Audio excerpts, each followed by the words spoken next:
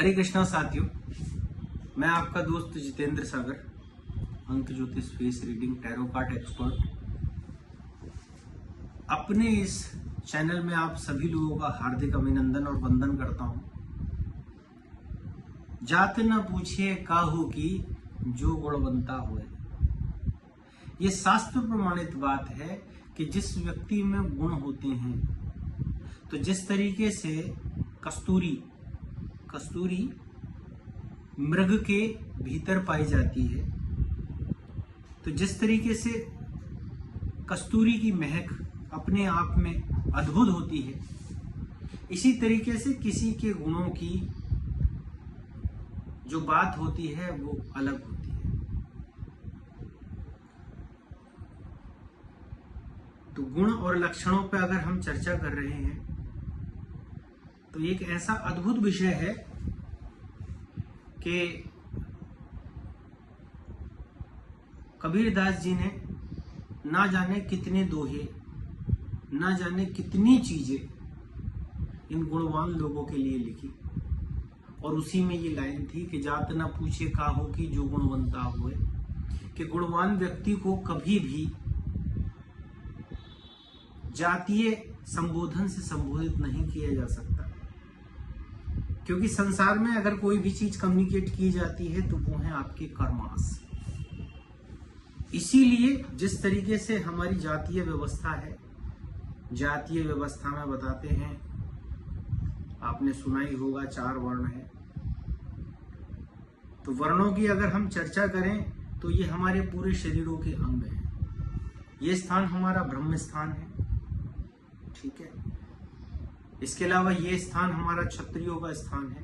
ये स्थान हमारा आधा जो है टांगों के नीचे और जांघा तक, ये हमारा वैश्यों का स्थान है, और उसके नीचे हमारा शूद्रों का स्थान। तो अगर शरीर का चारों में से एक पार्ट भी कम कर दिया जाए तो व्यक्ति सरवाइव नहीं कर सकता, व्यक्ति चल नहीं सकता।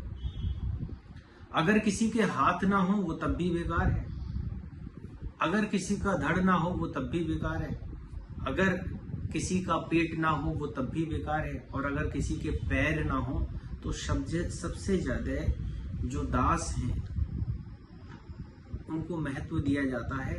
दासों को यूं महत्व दिया जाता है, यानी शूद्रों को यूं महत्व दिया जाता है, क्योंकि वो भगवान के चरण हैं। जितने भी मंदिरों में आप जाएंगे कोई भगवान के हाथ नहीं पकड़ता, सब भगवान के चरण पकड़ते हैं। अगर आप किसी संत के पास जाओगे तो उसके चरण पकड़ोगे। अगर आप अपने जो भी सम्मानित लोग हैं उनको नमन करोगे तो उनके चरणों को पकड़ के करोगे।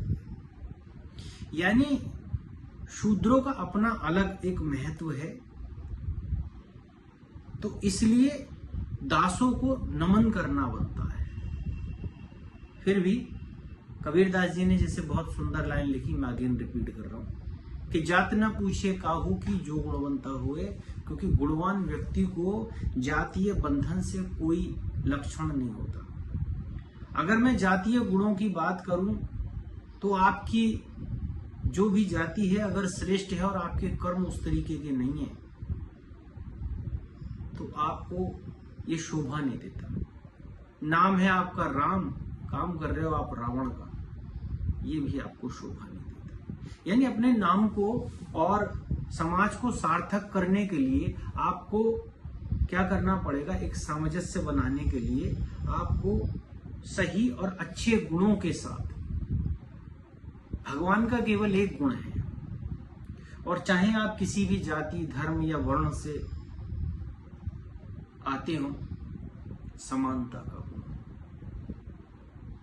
भगवान में वो अपरिमित शक्ति है, वो सबको गले लगाता है। उसके लिए कोई ना छोटा है, ना बड़ा है, ना नीचा है, ना ऊंचा है, ना टेढ़ा है, ना मेढ़ा है। उसके लिए आप उसके बच्चे हो और वो आपका बाप है। जिस तरीके से आप, तो फिर यही चीज आप समाज में क्यों नहीं कर सकते? जब आप अपने बच्चे को पूरा लगाव देते हो तो समाज के बच्चे को वो लगाव क्यों नहीं देते? इसका मतलब अगर आपको जीवन में बहुत ज्यादा उन्नति करनी है, आप किसी भी क्षेत्र में हैं, किसी भी प्लेटफॉर्म पे हैं तो मेरा निवेदन है करबद्ध आपको कि आप समानता के गुण को अपने जीवन में एप्लीकेबल करें। अगर आप समानता के गुण को अपने जीवन में एप्लीकेबल करोगे तो महादेव की कृपा ना चाहते हुए भी आप पे रहेगी। जरूरी नहीं कि आप महादेव को पूजोगे तब भी महादेव की कृपा आपको रहेगी। They can always with you, वो हमेशा आपके साथ है। बस आपको क्या करना पड़ेगा, समानता का गुण अपने भीतर लाना पड़ेगा। अगर आप समानता का गुण अपने भीतर लेके आते हो तो मैं 2000% श्योर हूं कि वो कण कण में विराजमान है, ऐसा शास्त्रों का कहना है। पर मेरा ऐसा मानना है कि कण के साथ वो क्षण क्षण में भी है।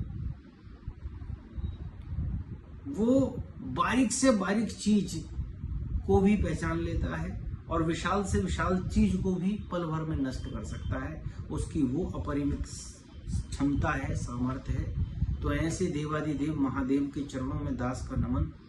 और आप सभी लोगों से करबद्ध निवेदन है कि अपने जीवन में आप समानता का गुण लाइए। अगर आप समानता का गुण लाएंगे तो आप अपने आप को बहुत ज्यादा आनंद का अनुभव कराएंगे। अगली वीडियो में अगले विषय पर फिर चर्चा होगी। जय महाकाल, जय भोले।